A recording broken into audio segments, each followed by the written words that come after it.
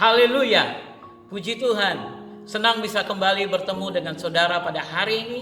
Saya percaya kita semua dalam keadaan baik. Hari ini saya mau melanjutkan apa yang sudah kita pelajari kemarin. Bagaimana kita perlu bergembira karena keselamatan jiwa kita.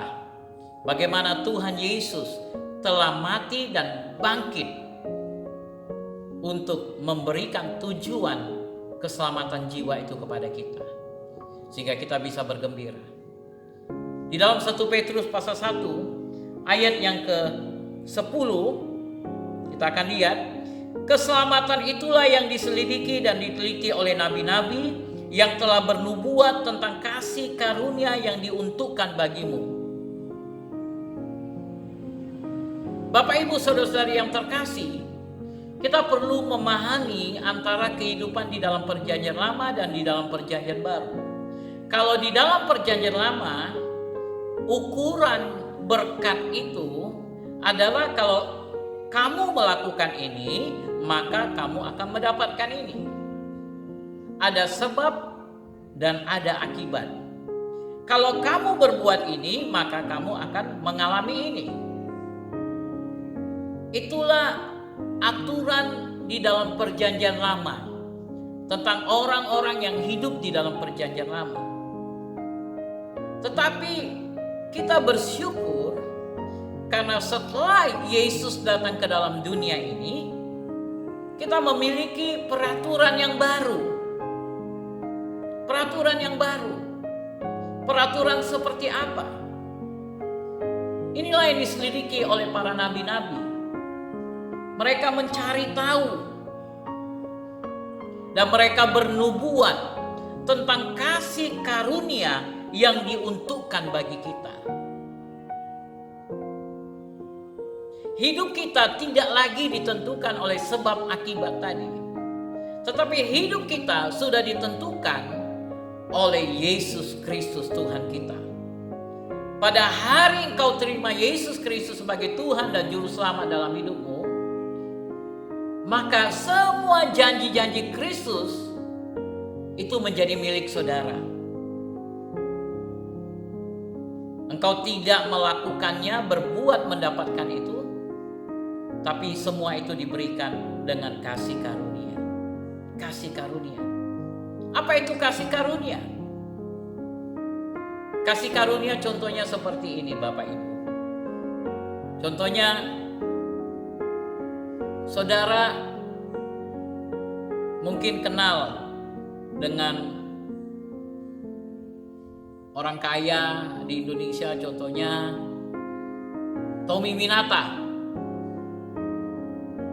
Tiba-tiba Tommy Winata, saudara kenal namanya tapi tidak kenal pribadi orangnya. Tiba-tiba Tommy Winata datang ke kota Medan, dan kemudian di perjalanan tiba-tiba ketika dia melihat saudara, dia berhenti dan berkata, "Bapak, Ibu, kemari," atau "Saudara, kemari." Kemudian dia berikan tas. Dia katakan, "Di dalam tas ini ada uang 1 miliar. Ini untuk Bapak, ini untuk Ibu." Itulah kasih karunia. Seperti itulah kasih karunia. Saudara tidak punya hubungan apapun dengan Tommy Winata. Saudara bukan keluarganya, saudara bukan siapa-siapanya, saudara bukan pekerjanya, karyawannya. Saudara tidak punya hubungan sama sekali dengan Tommy Winata. Tetapi ketika Tommy Winata berjalan di dekat saudara, tiba-tiba dia digerakkan untuk memberikan uang 1 miliar itu kepada saudara. Dan saudara bisa mendapatkan itu karena kebaikan daripada Tommy Winata. Memang dia mau kasih. Ya kalau dia mau kasih, ya terserah kepada dia. Suka hati dia. Seperti itu jugalah dengan namanya kasih karunia yang Yesus berikan kepada kita. Kita tidak layak sebenarnya. Kita tidak mengusahakannya. Kita bukan siapa-siapanya Yesus. Tapi Yesus berikan itu sebagai anugerah, kasih karunia kepada kita. Dan sama seperti engkau mendapatkan uang 1 miliar itu, engkau harusnya bergembira karena keselamatan jiwa yang Tuhan berikan.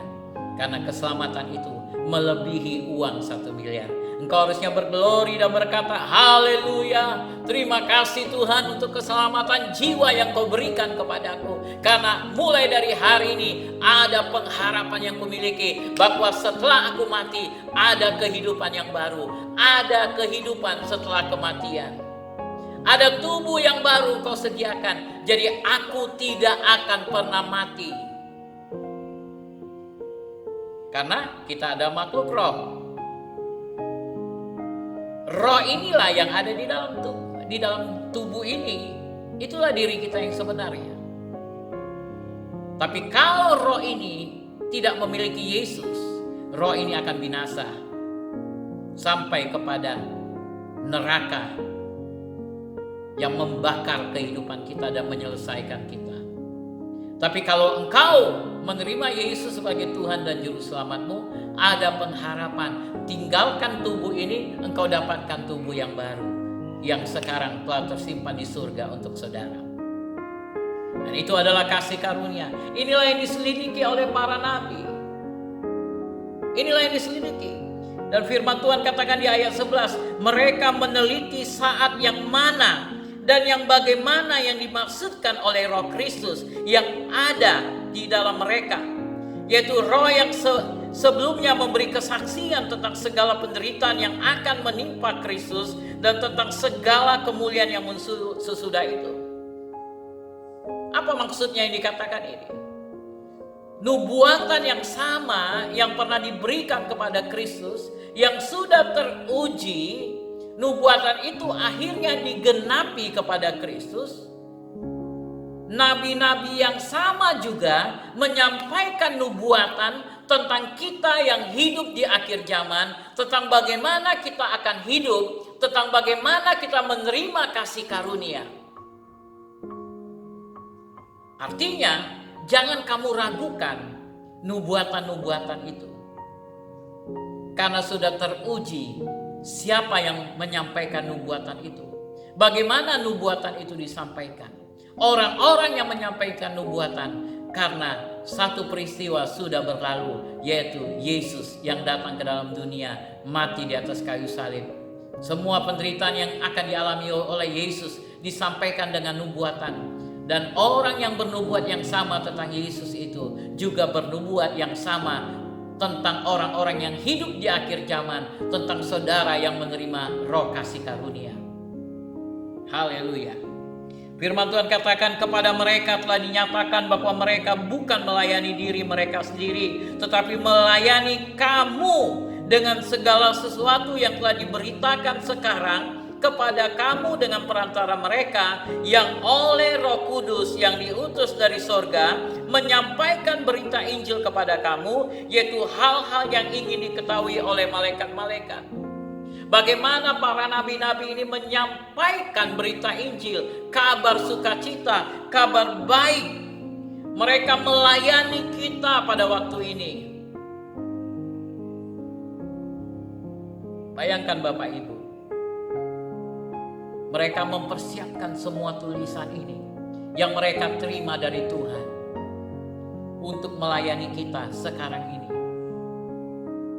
Sehingga hari ini ketika engkau membaca firman ini, engkau akan bergembira, engkau dikuatkan, engkau dibangkitkan.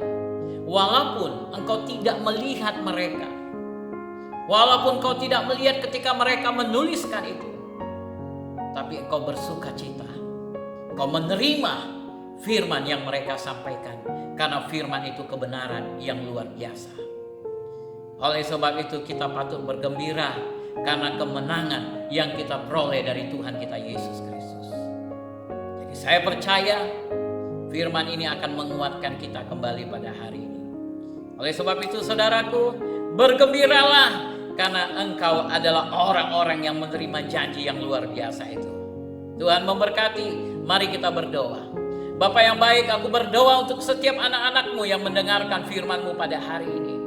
Biarlah mereka dikuatkan kembali dengan segala janji yang Kau telah berikan kepada mereka. Dan mereka tahu bahwa nabi-nabi yang ada dari zaman dulu yang telah bernubuat tentang Yesus telah mempersiapkan nubuatan itu untuk kami yang hidup di dalam perjanjian baru ini. Sehingga hari ini kami beroleh kasih karunia dan kami boleh semakin mendekatkan diri kami kepada Kristus. Terima kasih Tuhan. Dalam nama Yesus kami berdoa. Amin, amin. Kiranya Tuhan memberkati saudara. Tetap semangat, stay safe. Jesus love you. Shalom.